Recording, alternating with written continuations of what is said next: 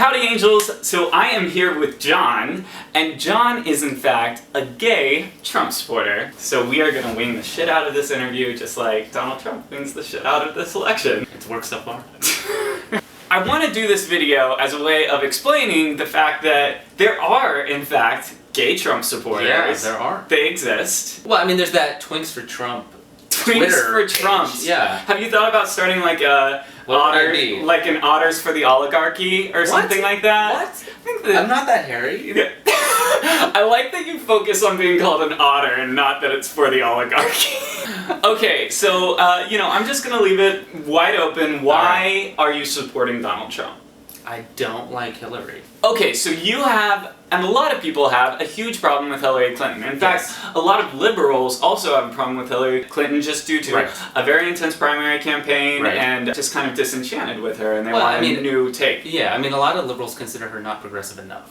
You, however, are not a liberal. You are a conservative. You have been a conservative your whole life. I've been a registered Republican since day one. And to be fair, I think it's worth noting that I was president of college Republicans. I didn't even do that. Yeah, I didn't even I was do that. fully in it. I was in it to win it. I was the RNC's, Yeah, you were the poster child. Look at you. And look at you now. And look at me now. They must be so proud. We're just starting this porn parody of the debate, so The thing is that you can think of Hillary Clinton as being dishonest, even though none of the investigations against her in her, 30 years of public life have ever revealed any criminal wrongdoing. Did you see that poll that came out a couple weeks ago that said more people believe in Bigfoot than trust Hillary Clinton? There are lots of polls out there where Americans believe things that are just not true. Just because those polls reflect people's opinions are one thing does not mean that the situation is that way. That's true. It's probably more of media bias. There's a media bias, and people tend to say that there's a liberal-leaning media bias, but I actually would say that there's a media bias towards drama.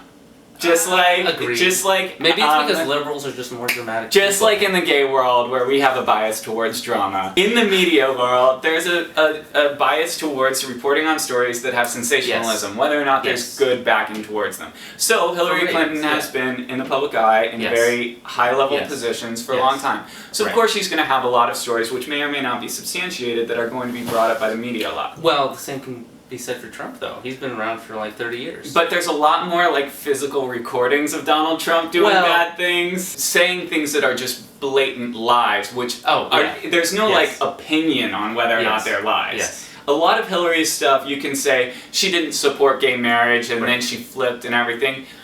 But, I mean, that can be a genuine change of opinion. It may or may not have been because of political pressure. Well, I mean, I don't know if she's sincere or not. I don't know if she's sincere now. She could hate gays. I don't know. But all I know is what her public policy positions are. Whereas with Trump, he has said things which are facts, he is claiming, that are not true. And you have to admit that. Oh, no, I do. Yeah, that's his thing, though, is that he goes out and he says something crazy. A liar. And he probably knows that what he's saying isn't true and that it's kind of absurd, but he just says it anyway because it gets people's attention and he's like an entertainer. Okay. Which is what he is. So, do you want an entertainer as president? Is that like the key what can the factor? President really even do anyway? Appoint the cabinet. You seem to think the cabinet's a big deal. The Supreme Court is the biggest thing. The cabinet is like Department of Transportation, Education Secretary, you don't even know who that is. Those people are making massive policy decisions which affect huge amounts of Americans. I think that the Secretary of Defense does and the Secretary of State does. I really don't think the other ones make that big of an effect on our daily lives. Really? You don't think so? So Congress does. The percent that you are paying APR on freaking loans. That's the Federal Reserve. That's the Federal Reserve. That's different. The Federal Reserve Chairman is appointed by the President. Yeah. Exactly. Basically, this argument is BS because obviously the presidency is an important position. Yes, it is, but we don't elect dictators, which people sometimes seem to forget. When you elect the president, like if Trump wins, everyone's going to wake up the next day and their life will be the same. You're still going to have to get ready for work. Unless you're in the military, a woman, a minority. I'm a minority, right? Yeah, you are. I'm not going to get fired for being gay. In the state of California. Okay, well, let's put it this way. Trump has said, and it is noted on his website, that he supports a First Amendment kind of enhancing bill, that it gives employers and states and businesses the opportunity to discriminate on the basis of sexual orientation. In his speech at the RNC, he did come out in support of gay people. Yes, he said that. However, there's a difference between saying you support something and then having something as a matter of public policy. Because on his website, you can look at a post. Or the RNC? Yes, from the Donald J. Trump website. Well, you can I'll have to look that up. At a post on September 22nd, reaching out before this. Yeah, bitch, I researched this election. Crazy. Are you going to criticize me for preparing for this debate? No, I mean, I did prepare for this debate. You know what else I prepared for? To be America's Next Top Model. Well, you're not that. So. I didn't come here to make friends. Clearly. I didn't watch enough Ann Coulter to prepare for this, clearly. Yeah. So. At the end of the day, the difference of opinion comes down to a lack of trust of Hillary Clinton and the concept that any other option is better than a continuation of corruption in government. Okay, so that's really my biggest thing. He was right that Hillary's been around for a long time, and, you know, Obama was supposed to be like this outsider, right? He was in the Senate for 2 years, but it's not really that long. And he kind of came out of nowhere, and he was supposed to come in and change all these things, and hope, you know, it was hope and change, right? Whatever. He came in, 8 years later, you know, what did we have? He put a couple of Supreme Court justices in, right? He got Obamacare, which, you know, some people would argue has been a disaster. The point is that after 8 years of Obama, have things really changed all that much? I think that there are a lot of ways in which things have changed under Obama, but that isn't necessarily really what this election is about, unless you view Hillary as a continuation of Obama. But I think people on the right do. They see it as you'll have a continuation of particularly foreign policy. I mean, she was his Secretary of State. That's true. So I agree it would with be that. a continuation of his foreign policy. She really likes to drone people. I mean, like, killing people's kind of her thing, in a way. You know? So you don't think that that will be Donald Trump's thing? Because that's a problem that I see. No, actually, actually, a lot of people argue that Donald Trump hasn't killed all of these people or been responsible for that. Yeah. However, you have to acknowledge that a Secretary of State, under the best of circumstances, is going to make life and death decisions on a near daily basis. Yes. And is going to impact the course of people's lives. In fact, in many ways, more so the lives of people overseas than people in America. Right. But people are going to die based off of Secretary of State's decisions. And ideally, if you have an accomplished diplomat, then less people will die. But people are going to die. So under Hillary Clinton, and I mean, you can call it a harsh viewpoint. It's a harsh reality, but I think you're right. All of that to say that you have to decide whether or not the foreign policy of Hillary Clinton and Barack Obama is a failed foreign policy, or and then additionally, you have to decide if you really believe that Donald Trump, a businessman, who didn't even know that Russia had invaded Crimea when it had already happened, a fair point. Yeah. Is going to be able to adequately control our military and our foreign interests in a way that is going to reduce loss of life, because he may not have killed people yet, but he hasn't had the opportunity to kill people yet. I mean, he could have killed some people if he We don't know that he's killed people yet. We don't know that he hasn't killed anyone. Obama came in with no foreign policy experience. I mean, he was a senator for 2 years. He was able to do a decent job. He put Hillary Clinton in as the Secretary of State, and I think it's more of who you choose to put in those positions. Yeah. You know what I mean? He chose good Secretaries of Defense, I thought. So, you know, do you really need all that experience? It's arguable. So what I really want to hear is the pros for Donald Trump. What can you tell me that you think he'll be good at? I think he's correct on trade. Mm-hmm. I think NAFTA was a disaster, like he said. I think that whenever he talks about China, that's like his thing, right? Like China. But he's right about China. They artificially peg their currency low so that it's cheaper to manufacture things there. That's free trade, but it's not fair trade. And so China's been kind of screwing us for a long time. And both sides have let it happen. No, so I think he's right on trade. And Hillary was for TPP, although I saw that Pence was too, and then he switched his position on that. Yes. But Pence is VP, like, who gives a shit about the VP? Well, he is president of the Senate with the authority to make tie-breaking votes, and also over a quarter of all of our presidents have been previous vice presidents, so... That's also true. It's relevant. But I mean, that means that he had the same position on it as Hillary did. But Trump is always against TPP. He's talked about how terrible NAFTA is, and I agree with him on those things. Hillary, I think, is sort of a free trade, no borders economics type of person, which I don't really agree with. And the economy and trade and all of that stuff is kind of my number one issue. And that's why I never really agreed with the left, because I always felt that the left was more interested in this global economy than they were. They cared more about the global economy than they did just about the American economy. And I'm sorry, but I put America first. And so my position is, we should take steps and enact policies that are in the best interest of the United States, not the whole planet. And if they happen to align, then that's great. At what point for you is a candidate morally disqualified from office? Clearly Donald Trump has some things that I think that you would disagree with. Clearly he has said many misogynistic things in the past, that's pretty undeniable. Yeah. He has said things which at worst are racist, at best are race baiting. All right. And he's previously been accused by many contractors he has worked with of essentially stiffing them or strong-arming them into basically giving their services for free. Right. Yeah. So all of those things are definitely, I would say, ethical and moral issues. Right. So for you, at what point is that a disqualifier, or is there a point? I think that in American politics, it used to be a thing where the person that you elect to be president should sort of uphold the perceived best morals and values of the nation, and sort of this idealistic view of what a person should be, right? Because they're the leader of the whole nation, they're the leader of the free world, they should be super moral, whatever. But that's an unattainable goal. I mean, nobody is that way. What you want is a good economy. Yes, that's my thing. Your thing is creating a good economy, and you believe, honestly, that Donald Trump will do a better job at creating a good economy than Hillary Clinton. Yeah. Okay. So, I think he's got the right experience for business. Do you believe in trickle-down economics? Yeah, I do. Wealthy people don't they're not Scrooge McDuck with pools full of gold coins. But they kind of are, because they invest their money. 90% of the vast majority of new income goes to the super rich, which means that it's not coming down.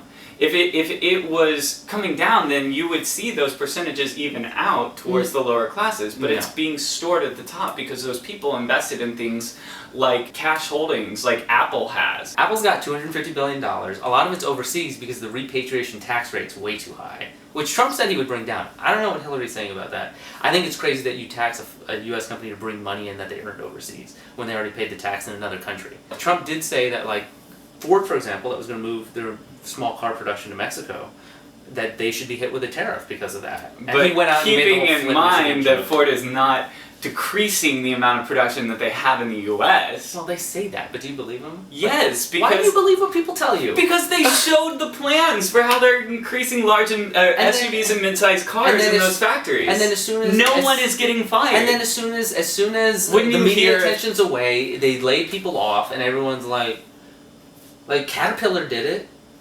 Oh my god. Anyway... I don't believe what people tell me.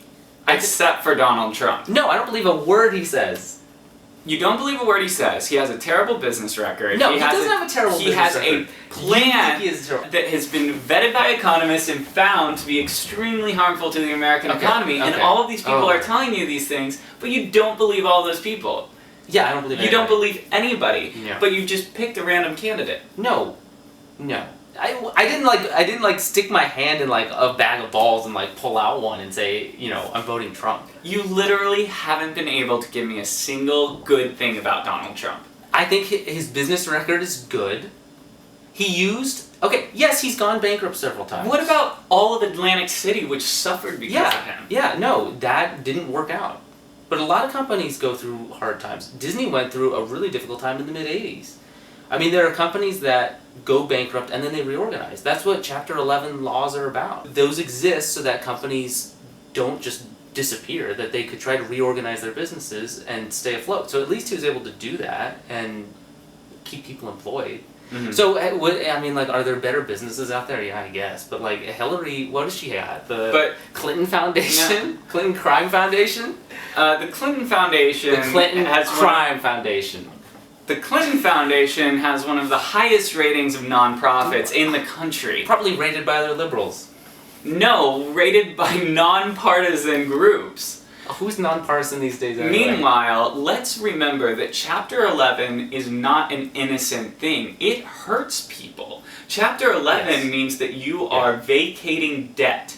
So you are taking it maybe and saving your own business, but meanwhile, how many other businesses went under? So while your issues are primarily centered around the economy, to me, I see an economy which is on the rebound in the States. Do you agree that we are in a better position than we were in 2008, the beginning of the last presidency? Yeah, it's really hard to be in a worse position. All of that to say that our economy is on the rebound, and continuity could be a good thing because we are rebounding. Meanwhile, what we do have a problem with is increased racism in the United States. You have the introduction of apartheid schools in which 99% of the population are minority, the mass incarceration and in some cases murder of ethnic minorities. You have very valid concerns on a social level. Recently, we've made gains as LGBT people, but those things are absolutely threatened by a candidate who supports the First Amendment to such a degree that he doesn't recognize the difference between inborn traits and a religious choice. Well, what's the president going to do? I mean, you've already talked about the Supreme Court justices being appointed. If you elect enough Supreme Court justices, in theory 3, they can absolutely overturn previous decisions. Best believe that that doesn't have to always be the same. And I want to remind you that you don't have all the legal protections that I feel like you think that you have. You don't have protection from being fired, except in California. And meanwhile, if a federal case was to go forward, ruling that religious freedom required everyone to be able to make decisions about employment based off of sexual identity, and that were to be decided in the Supreme Court, then that would invalidate California's law protecting your employment. So that is a stance that Donald Trump would support. That's absurd. That would not get through Congress.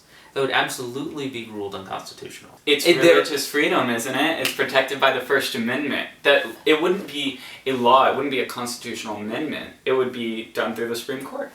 The Supreme Court's not going to do that. If the Supreme Court wanted to overturn Roe v. Wade, they could have done that too. My point is that, I don't really think the Supreme Court's going to do it. I think you're kind of scared of something that's not really an issue. I mean, I've lived under Don't Ask, Don't Tell. I've been threatened with losing my job. I know what it's like when a president signs a law into action that can put your own job at risk. I've been there. And you may think that the tide has turned, but those things can turn right back around. That's true. You talk about Roe versus Wade. Roe versus Wade has been massively undercut in recent years by states enacting things. HB 2 just proves you don't even know all of the ways that people can undercut your freedoms until they do it. Then everyone should just move to California. No, we already have too many people out here. We have too many people. Stay where you are. We need a new plague. We need a new plague? Oh, says the compassionate liberal. We need a new plague. I mean, the only reason I'm doing this video is for the potential of hate sex after we're done, so... What? No. Megyn Kelly's allowed to have a dick and I'm not? What does that even mean? What does that even mean? It means I'm a man. I have needs. Prove it. I think at the end of the day, we're going to have to agree to disagree on this one. Well, I mean, if I agreed with you, then we'd both be wrong, so...